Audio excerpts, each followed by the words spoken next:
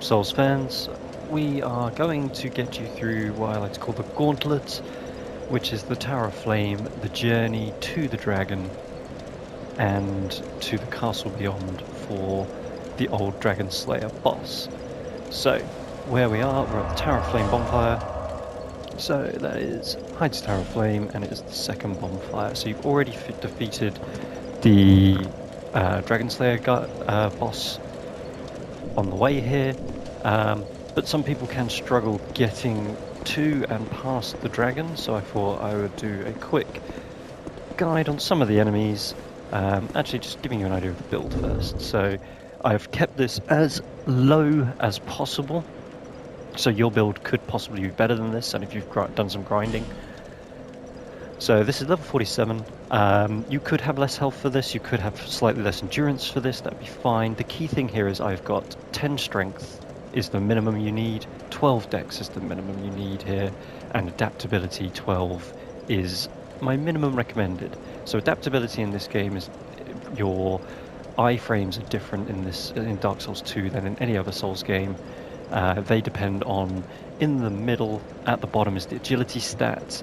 That is how effective your rolls are, how many iframes you get, and how fast you are to use healing items.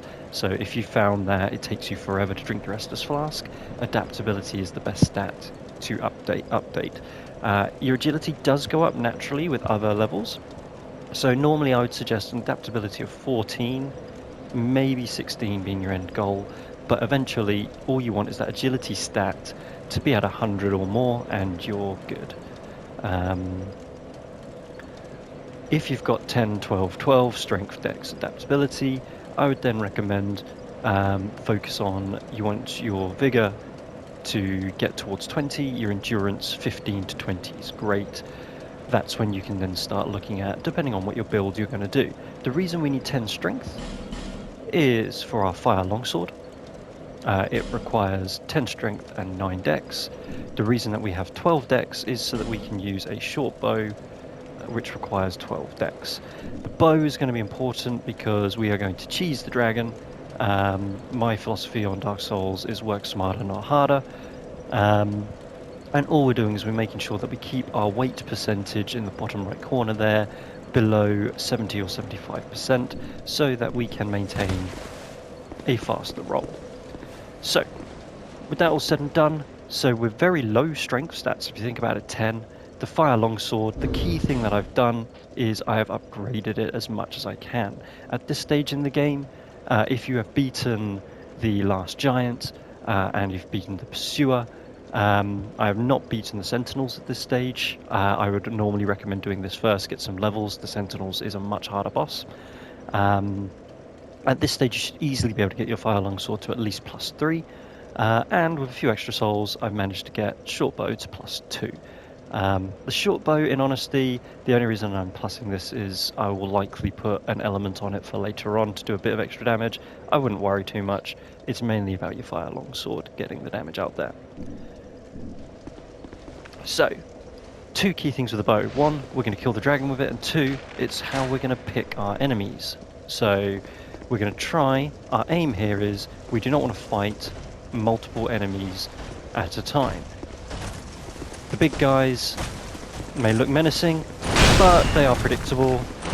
This guy's going to do a slam slam, he will then either do a slow reset up or he will go into this move.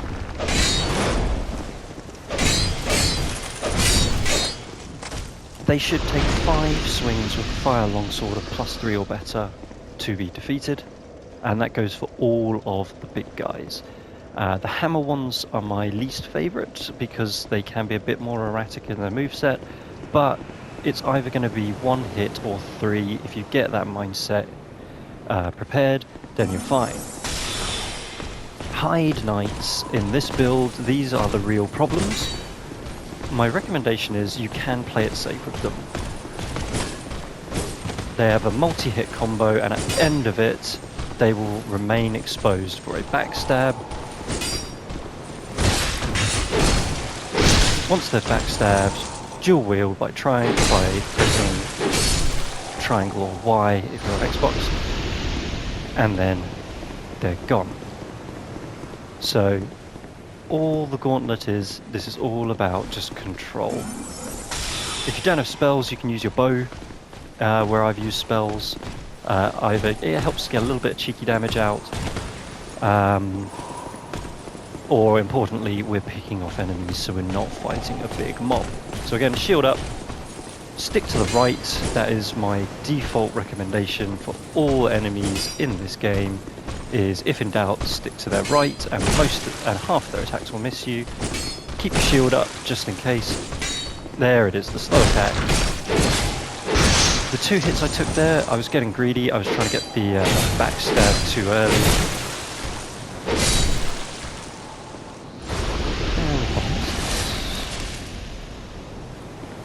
You are fine, I would say, as long as you've got life gems or other ways of healing.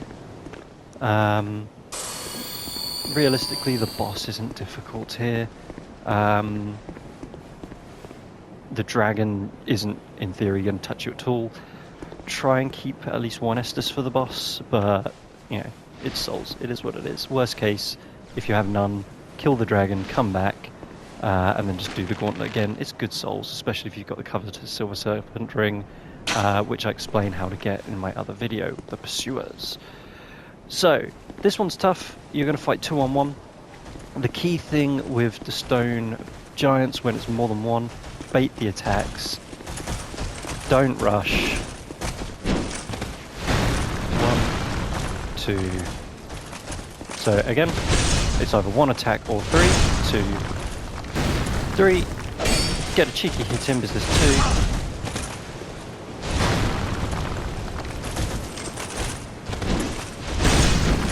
2. 2, 3. The other guy did 1. Cheeky hit. 1, 2, 3. So it looks like the big sword guy's only doing 2 hits today, just to try and make me look bad on my video. Seriously.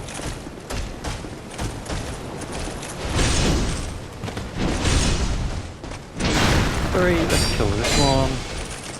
Nope, let's not kill this one. Let's have a drink.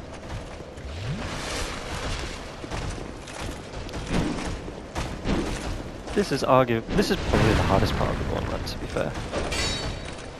So I've come back here. This will reset them because it's too far past their starting point.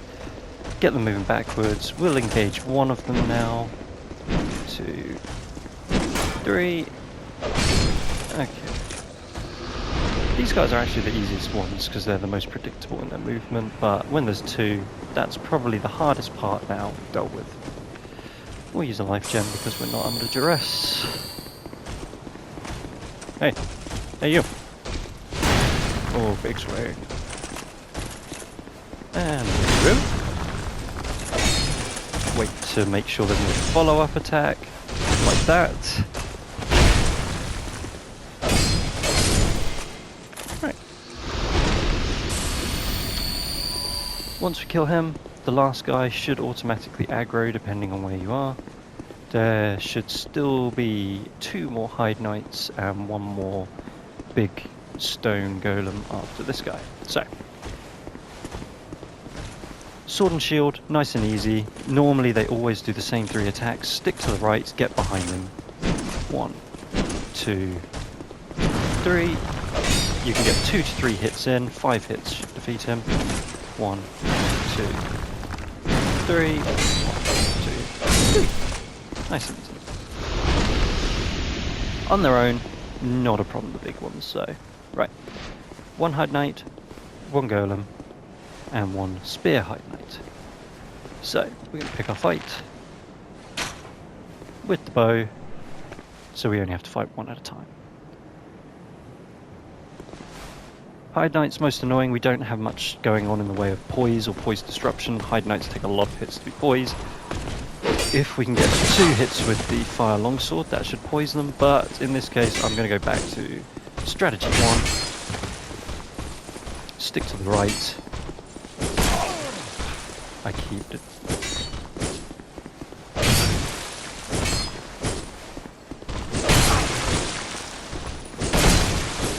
Okay. Okay, Mr. Heide Knight. drink. He's going to aggro because he's seen drinking and smells weakness. 2 attacks. They can do the turn and swing, as you saw there a couple of times. Yes, that is annoying. But if you stick to the right, stick behind. Don't be impatient like I was, because as you saw, I took a lot of hits there. And you'll be fine. Don't get too close. We don't want to trigger the spear guy up the top while we're fighting the sword guy. We want this to be a nice and easy battle.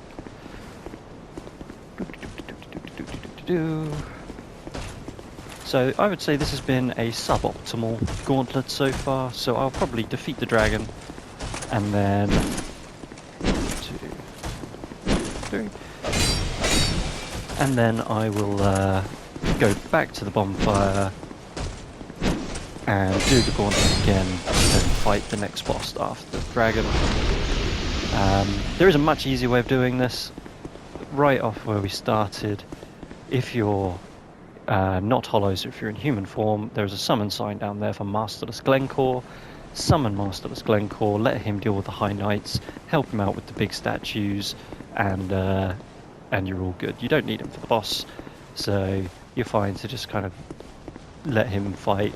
As long as you take aggro off the enemies every now and again, then you can let him heal if he gets low on health.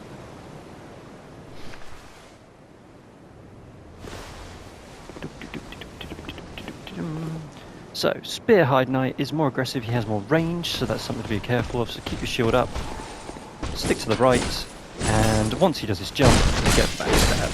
Much easier than the sword ones. While he's down, get a cheeky hit in, and do it again. All you're doing is waiting for that jump attack, because he gives you so long to get your backstab in. Nice and easy. Put it in 2 hands. You have to put the sword into 2 hands, because otherwise you don't hit them when they're getting up, and that would then be a problem. Careful on the steps, get a divine blessing, and... So, that's all the enemies, that is the gauntlet done. Nice, easy and controlled. You have 2 options for the dragon now. You can rush the dragon. If you sprint from here before the dragon starts to move, you will not get hit by the fire if you roll at the end, so long as your stamina is somewhere around the 12 to 15 region. Alternatively, you can take advantage of hitboxes or lack thereof, and this is why you'll see in the bottom left I have 144 basic arrows. I'm going to need somewhere in the region of, I expect, 60. And all we're going to do is just continue to rain arrows. As you can see, with my back to the wall here, he cannot hurt me. At this point, my lack of dex doesn't matter. I have 12, which is enough to use the bow. And if you've also got 12 and you've got the same short bow plus 2 as me, you'll be able to see exactly how many arrows it took. So I had 144 to begin with. Let's find out how many it takes.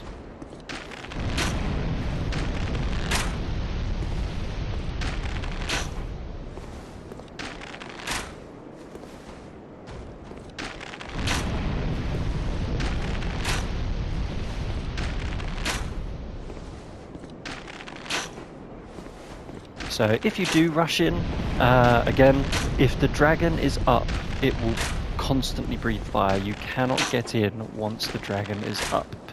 So you have to, while it's sleeping, where I first fired the first shot, if you move past the stairs, it will immediately start to get up. So what you have to make sure is before, so from where I'm standing now, get ready to start sprinting at the dragon. Get ready to roll at the end to the left or the right so you don't get hit by the fire. All you want to do then is, as with pretty much every dragon in a Souls game, stay between its legs. The only thing it can try and do is hit you with its feet. Do not stay behind it. It has a tail slam. It is the hardest move to predict. It can come from seemingly out of nowhere. So stay between the legs, stay by one of the legs, hack away at the foot. There you go, nice and easy, couple of thousand souls.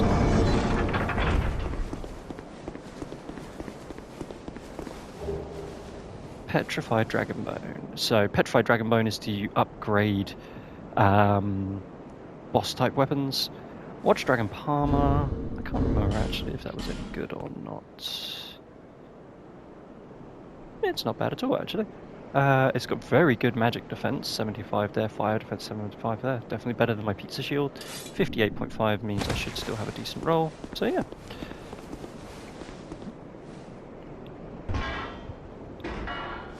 So yeah, otherwise, if you didn't do what I did, you would sprint from the stairs, run. You would get to here and you'd be in panic mode because it's about to breathe fire. You would roll to the side because you've managed your stamina, and then you get between the legs and you just go chop, chop. It does a stomp, you roll away, chop, chop. It does a stomp, you roll away, chop, and then you defeat the dragon that way. But as I said, I like to play smart, not hard in Dark Souls. So I cheese the dragon.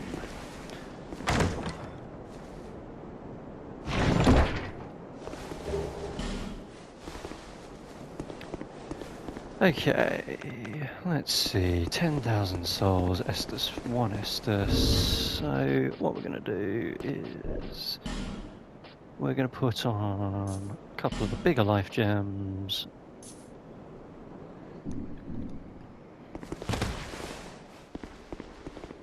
And go in for our next boss. Now, I would not recommend this. I would recommend spend your souls. You're still in an early level, but the old Dragonslayer. Oh look, it is another boss where if I stick to his left, our right, I dodge most of the attacks. As always, in a Dark Souls game, if an enemy glows and jumps, it's going to be an AoE effect. Key thing here I'd say is he has a stage 2.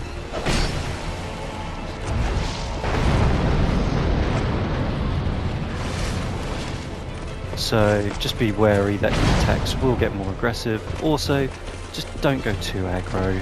Dark Souls 2 is all about picking your opportunities. With bosses, 2 hits is more than enough. You can see the amount of damage we're doing for a weak character, theoretically. If you only have 10 strength,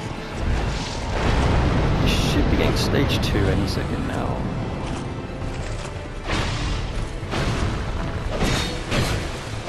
Oh, shouldn't have gone for the 3rd. That's greedy. Donk. Let's get our stamina back up. Here we go. So yeah, just circle round. Don't get greedy with your attacks. And that gives you plenty of time to read the enemy. Let's pop a life gem.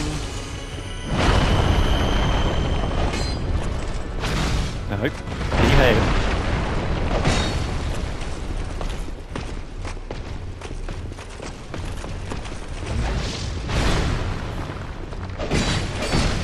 For some reason I remembered him having a stage 2 where he gained magic on his attacks, but hey ho.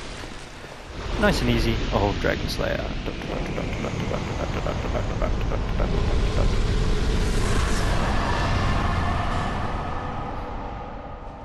So 1 Estus can be enough if you just play it safe like I did. Keep your shield up for the first lunging attack just in case you're not too close to if you're too close.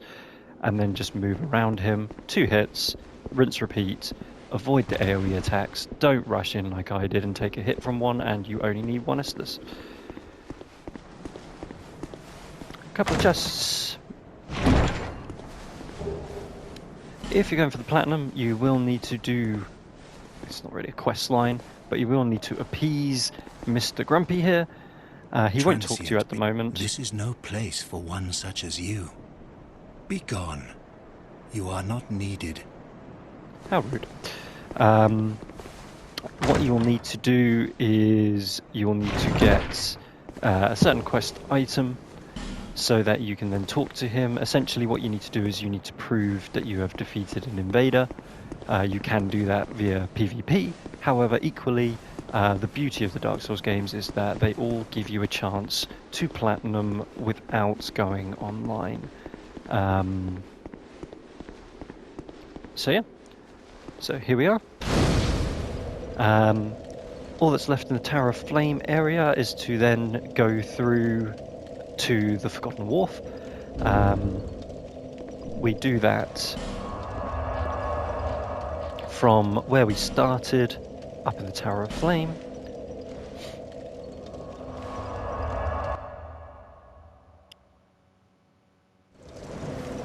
And instead of going down the stairs like we did there, we would go this way. Importantly, there are some key items. There's a way you can improve the effectiveness of your Estus Flask, the potency of it. And then you'll also go to the wharf. The wharf gets you the ship, which gets you to the Lost Bastille. However, it is not the only way to the Lost Bastille. If you watch my other video on the Pursuer, that shows you how to get there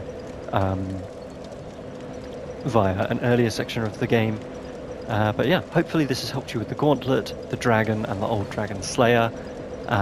If there's anything else that you'd like to see on any of the Souls games, feel free to comment. Always happy to help in any way that I can, but hopefully this helps. Thank you all.